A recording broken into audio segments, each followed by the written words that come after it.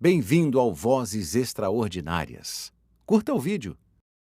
Fala pessoal que acompanha o canal Vozes Extraordinárias, tudo certo com vocês? Bem-vindos ao mais um Versão Brasileira Podcast, esse nosso quadro querido de entrevistas com alguns dubladores bem conhecidos aí pelo público fã de dublagem. No vídeo de hoje eu conversei com o grande dublador Mauro Horta, ele que fez papéis incríveis e a gente falou um pouquinho sobre eles aqui nesse querido bate-papo. Já de antemão peço o seu like e compartilhe esse vídeo para mais alguns fãs de dublagem que você conhece, beleza? Fique aí com o vídeo. Não se meta comigo. Na próxima vez eu não terei tanta piedade. Eu prometi que você morreria se ficasse no meu caminho. Você não é páreo para mim. Agora eu vou assumir o controle da Liga dos Assassinos, dominar o poder dos poços de Lázaro. Começar a entrevista, eu queria te agradecer por esse espaço que você me cedeu. É um prazer estar conversando com você e poder estar entregando esse conteúdo para o pessoal que é fã de dublagem, que me acompanha aqui. E sem palavras, muito obrigado mesmo por ter topado participar. Imagina, cara, com certeza. Falar da minha profissão, tanto da dublagem quanto do teatro, enfim, que foi de onde eu vim, é sempre um prazer. E eu agradeço aí o teu convite. A primeira pergunta que eu sempre costumo fazer é sobre como que o convidado entrou na dublagem. Como que foi esse seu início? Como que você entrou nesse mundo da arte? Na arte da dublagem, eu entrei meio por acaso. Eu era um ator de teatro e tal. Na verdade, meu falecido pai, que viu numa uma nota de jornal, no jornal O Globo, acho, se não me engano, não sei se era no Globo, não, mas era um jornal, um periódico aqui do Rio, e veio falar comigo. Ele falou assim: aqui, Mauro, ó, tal, aqui, ó, estão solicitando currículos e tal para dubladores, candidatos a dubladores e tal, para que sejam atores e tal, na extinta, na antiga VTI, né? Versão Brasileira, VTI Rio. E aí, cara, eu falei, pô, caramba, mas eu não tinha muita ideia, assim, de como é que funcionava essa indústria da dublagem, né? Porque é uma indústria, né? Como qualquer outra, a indústria da televisão, do cinema, a dublagem também é uma indústria, né? Até o ritmo de trabalho da dublagem também é muito industrial, muito frenético, né? Então, aí eu fui, cara. Meu pai falou, tal, me deu essa força, assim. Na época, eu estava fazendo teatro, mas estava difícil sobreviver também, porque sempre é difícil, né? Trabalhar com arte no Brasil é sempre complicado. É difícil sobreviver da arte, seja em qual ramo você escolher, em qual segmento você se aventurar, e você seja nas artes plásticas, né? No teatro, na música, na dublagem, no cinema ou televisão, qualquer na dança, é muito difícil. Então você pode ter certeza que você, a não ser aqueles que têm uma sorte assim absurda, né? Ou então padrinhos que também, né, ajudam nesse atalho de você conseguir as coisas mais fácil. Caso contrário, você vai ralar muito, você vai penar muito para você conseguir chegar em algum lugar, né? E ainda vai continuar nessa luta. Então, basicamente, assim, resumindo, foi isso. Foi através de uma nota de jornal que meu falecido pai me sugeriu que eu fosse lá, deixasse um currículo, eu fui, deixei, e aí tudo começou. Maravilha. Olha, sinceramente. Mas é um truque. Não, é muito mais do que isso. Por favor, fique à vontade. Essa é, na verdade, uma teoria muito interessante, mas tem uma mais simples. Vocês não são dignos. Tudo bem. Vamos lá. Falar um pouquinho de personagens agora que você fez para o pessoal se situar. Eu acredito que o que mais associam a sua voz é o Thor, interpretado pelo Chris Hemsworth no universo da Marvel. E é um personagem assim que bastante gente adora de ver. Como que foi dar voz ao Thor e especificamente também a um ator tão versátil que é o Chris, né?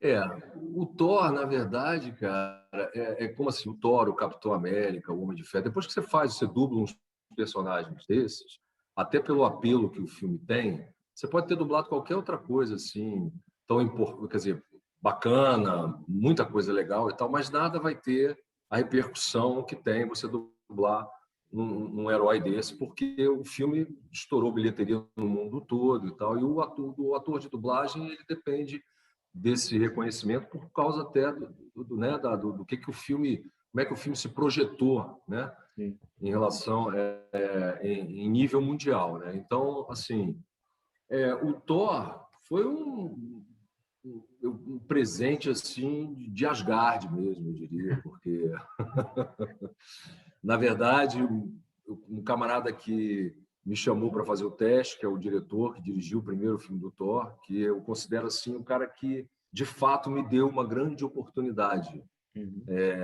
na dublagem, porque até nesse período também eu tinha me afastado durante um tempo da dublagem por questões até pessoais e tal, estava mais no teatro, enfim.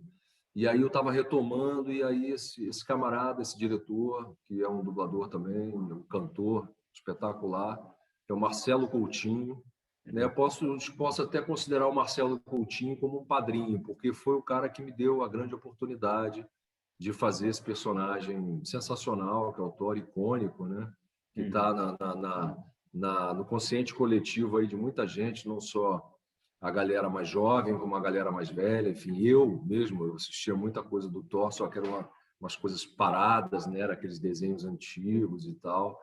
E já tinha uma ligação, assim, já gostava de brincar quando era garoto e tal, aquelas brincadeiras lúdicas, né? Que a gente, quando é pequeno, eu brincava já com os heróis, o Homem de Ferro, o Thor, estavam todos ali inseridos na brincadeira.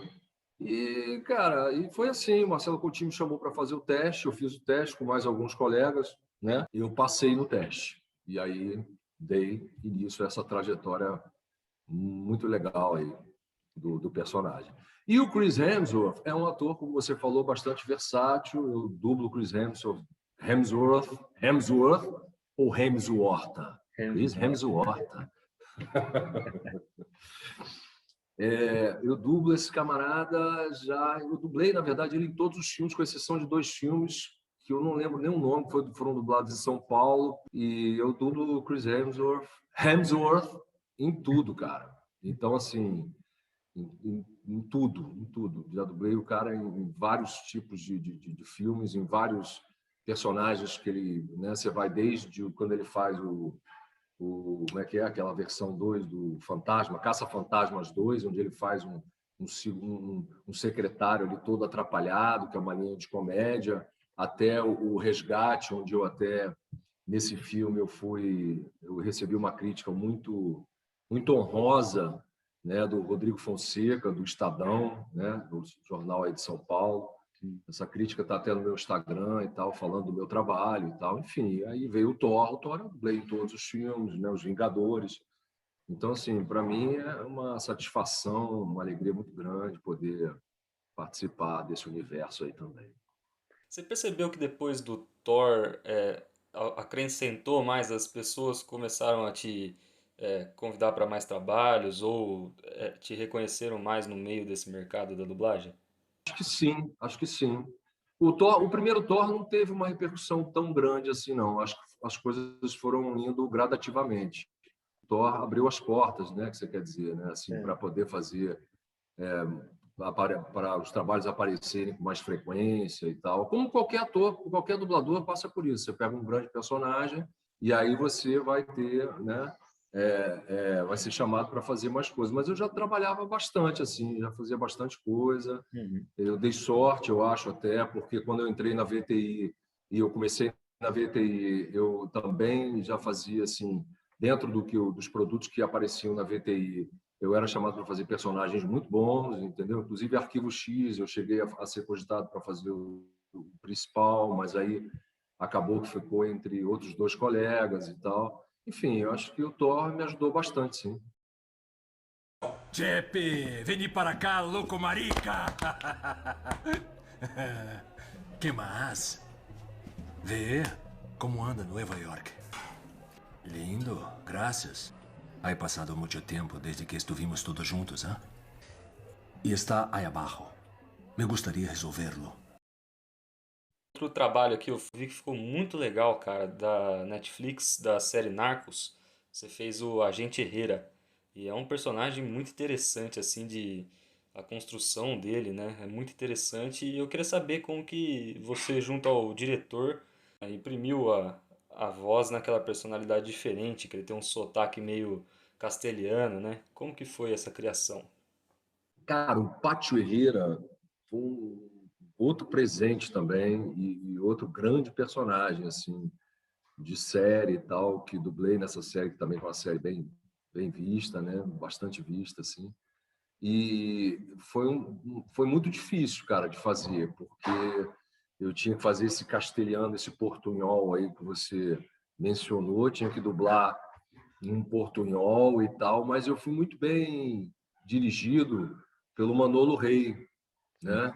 Que é o nosso eterno Homem-Aranha, né? Manolo Rey. E é outro aí, Manolo Rey, eterno Homem-Aranha.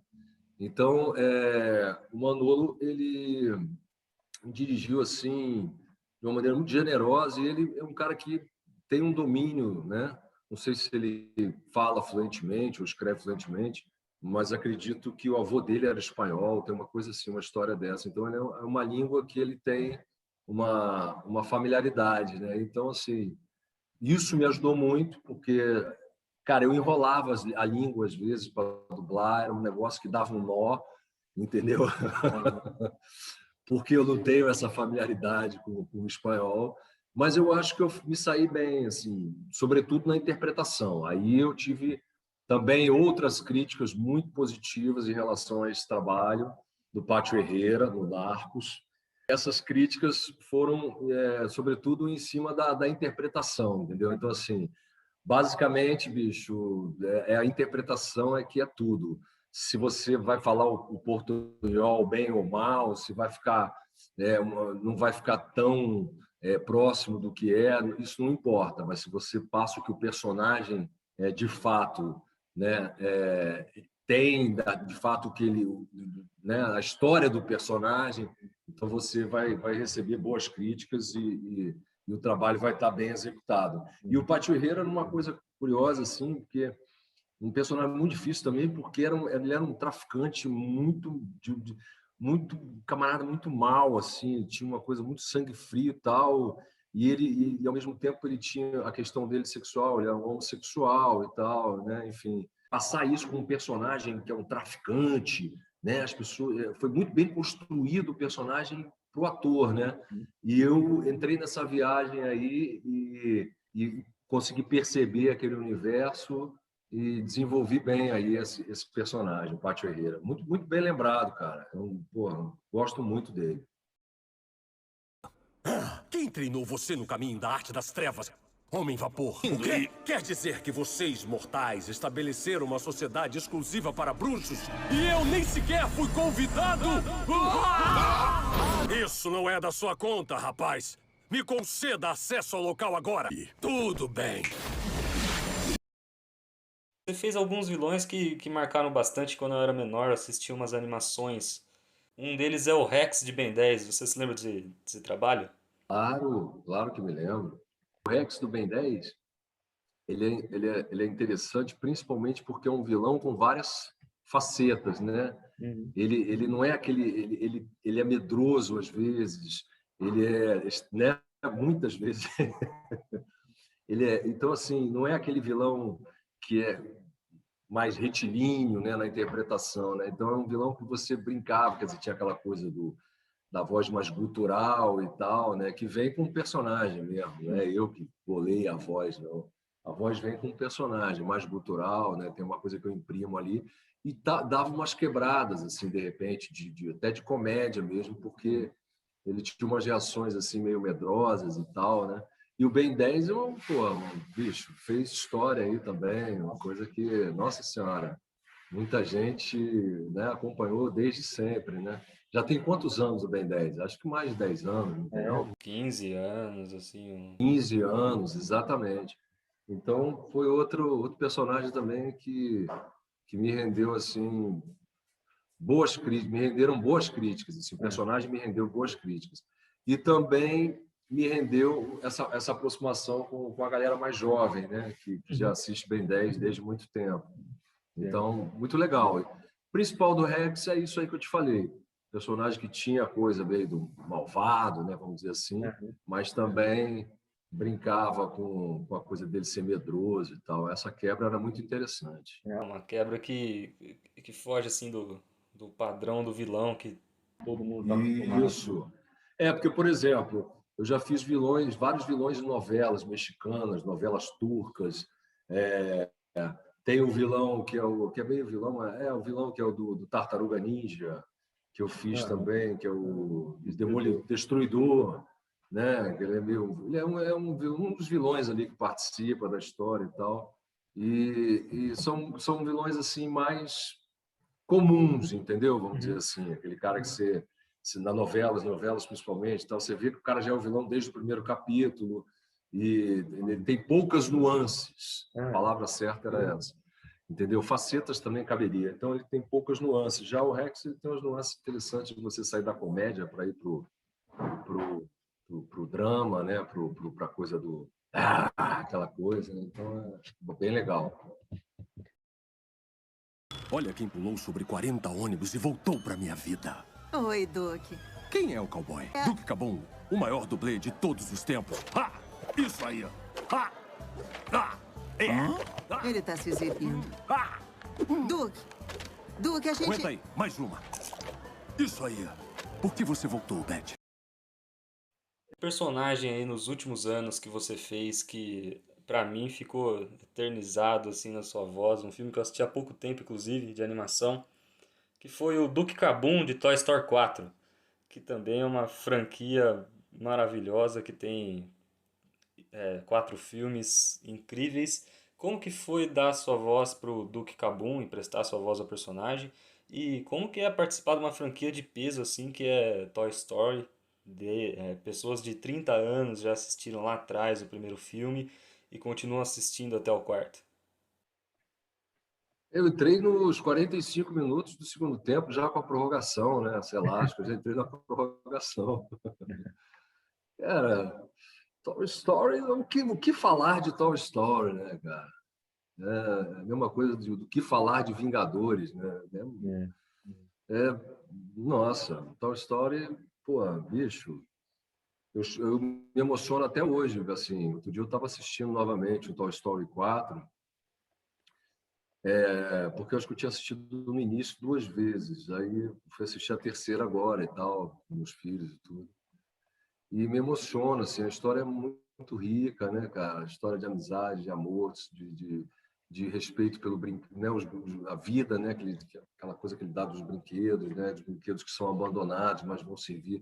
Quer dizer, tem uma história muito maior, né? Por trás, né? De cuidado, enfim, de carinho com a coisa da infância, né? A história é sensacional. Os caras que bolaram essa franquia são geniais, assim como os caras da Marvel que bolaram a franquia dos heróis também, são geniais.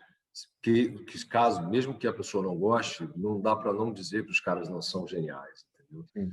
Então, eu entrei assim aos 45 minutos do segundo tempo, também através de teste, fiz o teste e tal. Tem uma história curiosa que quem dubla o ator é o Keanu Reeves, né? E aí eu fui, tal, fiz o teste, passei no teste e tal, comecei a dublar, né? E o diretor, né? Que é o Sérgio Cantu, o Sérgio virou e falou assim, um dia junto lá com uma representante também que estava aqui, né? Da Disney, não é isso? Ela virou para mim e falou assim, Mauro, pode ser que eles escolham, o teu trabalho está ótimo, mas pode ser que eles queiram colocar uma voz que a gente chama de... Star Talent? Isso, exatamente, um Star Talent. E aí, cara, não me veio o nome. Aí, o Star Talent, eu fiquei assim, meio, cara, deu uma certa...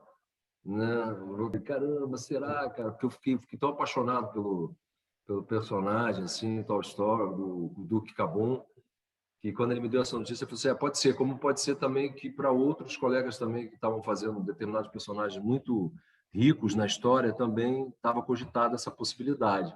Mas, graças a Deus, bicho, isso não aconteceu, meu trabalho foi para a tela e a galera também parece que gostou bastante.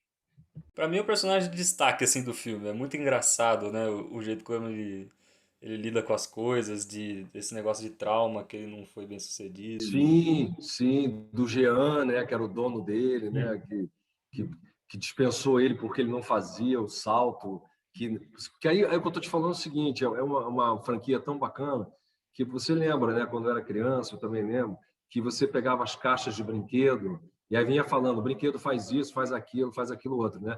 E muitas vezes você pegava o brinquedo, na minha época, pelo menos era assim. Você pegava o brinquedo não fazia nada daquilo. E aí tem um pouco isso também, né, do Duke Cabum, né? Ele é muito engraçado, bicho. Eu considero ele, eu já falei isso algumas vezes, eu considero ele uma maneira, grosseiramente falando, ele é uma mistura de Sérgio Malandro com Alexandre Frota. Falando da maneira de interpretação, entendeu?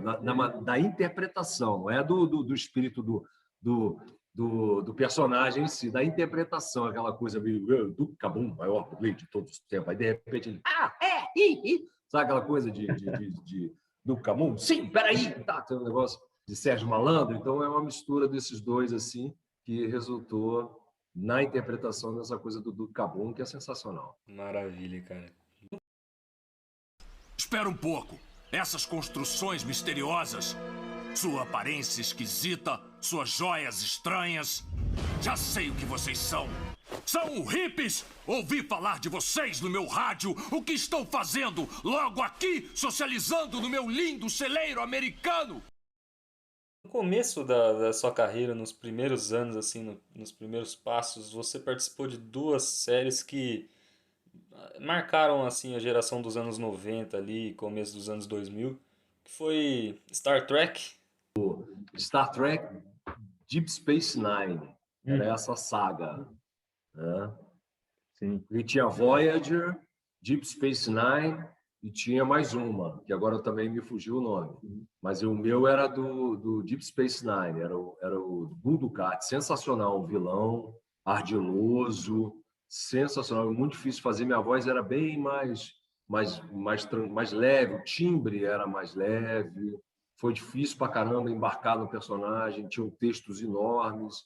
Eu estava começando na profissão, que é uma profissão para você ganhar segurança no teu trabalho, tudo demanda um tempo grande para você ter uma coisa mais sólida em relação ao trabalho.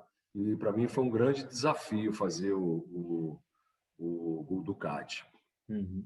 E também O o Simpson. Simpsons. Eu fiz um Simpson, um personagem muito interessante, quer dizer, fiz vários personagens ao longo dos episódios, porque, pô, o Simpson também é outro que é, pô, 200 anos aí de 30 anos. existência.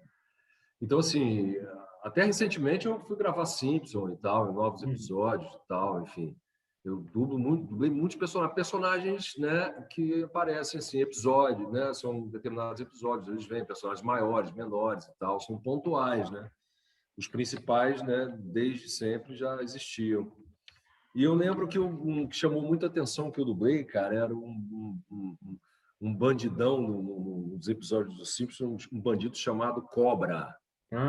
Entendeu? Se você pesquisar aí, tu vai ver que eu dublei esse camaradinho aí. E, pô, esse Cobra era sensacional, que ele usava um chapéu mexicano gigante e a arma dele era meio que tacar uma espécie de um ketchup nos outros e tal. Enfim, era muito legal de fazer.